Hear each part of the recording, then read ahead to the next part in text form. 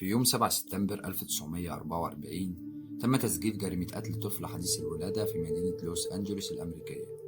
الطفل اتلقى ميت على سطح مبنى، والشك الأكبر كان حوالين أمه اللي ممكن تكون هي اللي قتلته. اسم الأم كان دورسي بيرسل، وكانت قاعدة مع شريك حياتها في أوتيل في لوس أنجلوس. في ليلة من الليالي دورسي حست إنها بتولد، فقامت واتجهت على طول للحمام من غير ما تقول لشريكها، وفعلا هناك ولدت الطفل، لكنها افتكرت إنه مولود ميت بسبب قلة خبرتها. دورسي مسكت الطفل وقررت إنها تاخده عند الشباك ورمته من الشباك لتحت. الحادثة دي مش أول حادثة في الأوتيل ده في مدينة لوس أنجلوس الأمريكية، وتحديدا في شارع ماين في أوتيل اسمه ستاي أون ماين. في النظرة الأولى الأوتيل ده شكله زي أي أوتيل رخيص وعادي، مبنى قديم مبني بالطوب والأسمنت، ومن جواه تصميم كلاسيكي بقاعة استقبال رخام. لكن ورا المظهر البسيط ده في قصص وأحداث عمرها ما تتنسي من الناس اللي في لوس أنجلوس. الأوتيل ده كان اسمه قبل كده حاجة تانية، واسمه الجديد ده ممكن يكون محاولة في إنه يهرب من تاريخه المظلم. لكن الأوتيل مازال معروف باسمه القديم، اللي مشهور إنه واحد من أخطر الأماكن في تاريخ لوس أنجلوس. اسمه كان فندق سيسل. فندق سيسل تأسس في 1924 كوجهة لرجال الأعمال والسياح. كان فيه حوالي 700 غرفة، كان متزين بالرخام والإزاز والأشجار. لكن مؤسسين الفندق ما كانوش متوقعين الكساد الكبير أو الأزمة الاقتصادية اللي حصلت في أواخر العشرينات والثلاثينات، واللي خلى المنطقة حوالين الفندق تبقى مأوى لآلاف الناس المشردة والفقيرة. الفندق اتحول من مكان فخم لمكان بيتجمع فيه المجرمين وتجار المخدرات وأنواع كتير من الناس المشبوهة. في ناس بتقول إن فندق سيسل مسكون بالأشباح، وناس تانية بتقول إنه ملعون. النظريات بتختلف، لكن الكل متفق إن الفندق اتربط على مدار السنين بعدد كبير جدا من الحوادث الغريبة والمريبة اللي خلت اسمه يرتبط بالعنف والموت، سواء كانت انتحارات أو اعتداءات أو جرائم قتل. أول حادثة حصلت سنة 1931، وكانت انتحار راجل اسمه دبليو كي نورتون. الراجل ده حجز غرفة تحت اسم مزيف وانتحر جواها باستخدام السم. انتحار نورتون كان بس البداية، لأن الفندق اتشهر بعد كده إنه مكان للانتحار بسبب العدد الكبير للناس اللي انتحروا هناك. أغلبهم كانوا بينتحروا بإنهم يرموا نفسهم من شباك الفندق. أشهر حالات الانتحار كانت سنة 1962 لما ست اسمها بولين أوتن انتحرت بعد ما اتخانقت مع جوزها. اللي حصل إنها رمت نفسها من شباك غرفتها، وفي نفس اللحظة دي كان راجل عجوز اسمه جورج ماشي قدام الفندق، فوقعت عليه وأنهت حياته هي كمان مع حياتها. بجانب الانتحارات، الفندق اتشهر بجرائم القتل اللي حصلت في المنطقة حوالين الفندق، زي جريمة قتل جولدي أوزجود. جولدي كانت ست عجوزة معروفة إنها بتأكل الحمام حوالين المكان. جسد جولدي اتلقى في سنة 1964 جوه فندق سيسل. طبقا لتقرير الوفاة اتضح إنها تعرضت للاغتصاب والضرب والخنق والطعن لحد ما ماتت. الجريمة دي لحد دلوقتي ما اتحلتش. كمان فندق سيسل معروف إنه استضاف قتلة متسلسلين. بيتقال إن القاتل المتسلسل ريتشارد ريملز قعد في الفندق لمدة 2 سنين، وخلال الفترة دي قتل 13 ضحية، وكان بيحط هدومه الملطخة بالدم في صناديق القمامة بتاعة الفندق. القاتل المتسلسل جاك أوتريجر كمان قعد في فندق سيسل وقت ما كان في لوس أنجلوس. جاك كان مهووس بالجرائم والقتلة المتسلسلين، بيتقال إنه اختار الفندق ده لأنه استوحى إلهامه من ريتشارد ريملز. قتل 3 ضحايا خلال فترة إقامته. كل الحوادث دي خلت ناس كتير يعتقدوا إن الفندق مسكون بالأشباح، لكن مفيش قصة نشرت الأفكار دي زي الحادثة اللي حصلت سنة 2013، وهي وفاة إليس سلام. قصة إليس سلام ممكن تكون أشهر قصة مرتبطة بفندق سيسو بسبب الغموض اللي كان حواليها. جزء منها تم تسجيله بكاميرات الأمان بتاعة الفندق. الفيديو ده عزز فكرة إن اللي بيحصل في الفندق ده بيتحكم فيه قوة خفية وغامضة.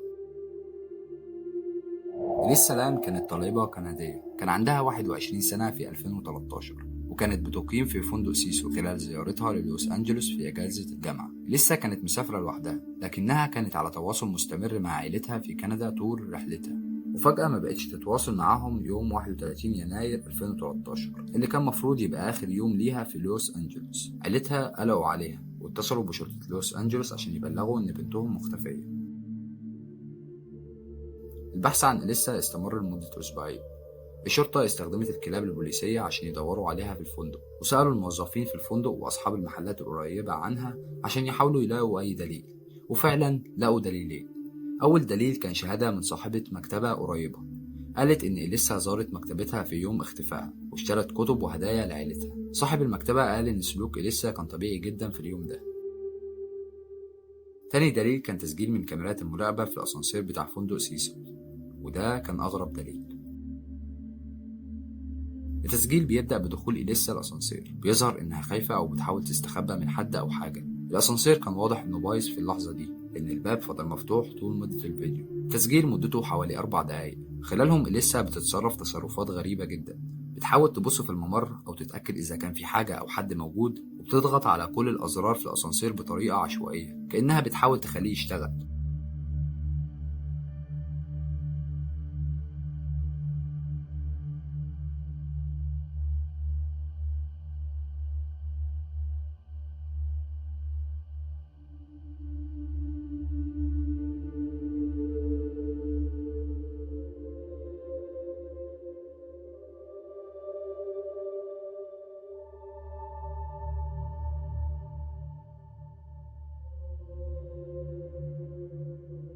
بعدين طلعت من الأسانسير وبدأت تعمل حركات غريبة بإيديها وكأنها بتتكلم مع حد مش باين في الكاميرا.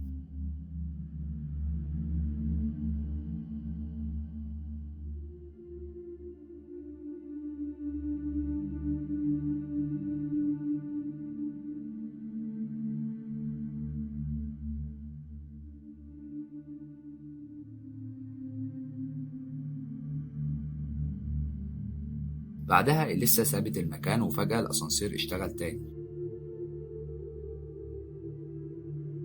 الشرطة نشرت الفيديو على الإنترنت، واللي حصل على ملايين المشاهدات والتفاعلات. ظهرت نظريات كتير عن سلوك إليسا في الفيديو ده. في ناس قالوا إنها كانت بتحاول تهرب من حد عايز يأذيها، ناس تانية قالوا إنها كانت تحت تأثير المخدرات أو عندها اضطرابات نفسية، وطبعا كانت في نظريات عن الأشباح.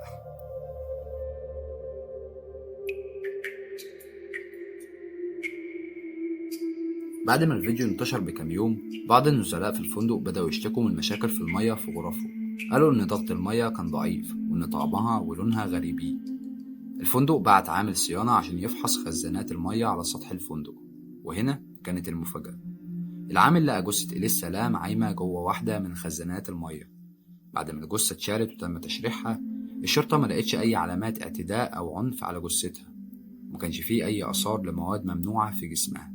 التحقيق الرسمي في قضيتها تم اعتباره حادثة وفاة عرضية بعد اكتشاف الجثة في خزان المية، والشرطة ما قدمتش تفسير واضح لكيفية وصول الجثة للخزان.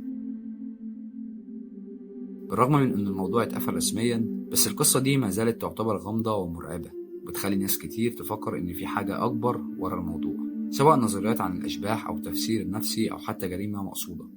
وبسبب الفيديو الغريب اللي ظهرت فيه إليسا في الأسانسير وتصرفاتها غير المفهومة، النظريات ما انتهتش، والناس لسه بتحلل الفيديو وبتفكر في إمكانية تدخل قوة خارقة في اللي حصل لإليسا. ملخص القصة إن وفاة إليسا لام لحد النهاردة ما زالت واحدة من الحوادث الأكثر غموضا في فندق سيسو، اللي فضل مرتبط بسلسلة من الأحداث المرعبة على مر السنين.